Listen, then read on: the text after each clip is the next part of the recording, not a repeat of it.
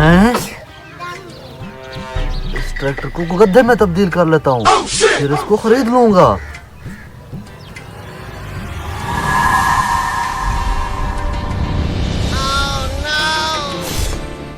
हाँ, अब ये गड्ढे में तब्दील हो गया। अब इसे मैं खरीद लेता हूँ। अरे भाई, ये गड्ढा कितने का बेचना है तुमने? अरे कौन सा गधा? ये यहाँ पर गधा कहाँ से आ गया? ये गधा तो मेरा नहीं है। अच्छा ठीक है, ये खरीद रहा है, बेच कर पैसे कमा लेता हूँ। हाँ भाई, बेचना है मैंने। चल बता कितने का है? इसकी ना कीमत पूरे 14,000 रुपए है। 14,000। हैं? गद्दा खरीद रहा हूँ, कोई घोड़ा नहीं खरीद रहा। पर एक बात है, ये तो ट्रैक्टर है, इसे तो मैंने गधा बनाया हुआ है।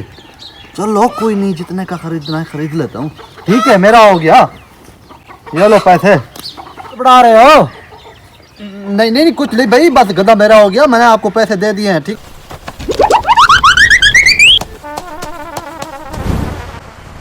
ये तो मेरा ट्रैक्टर था, कभी ना मुझे चूना लगा गया। मेरा ट्रैक्टर।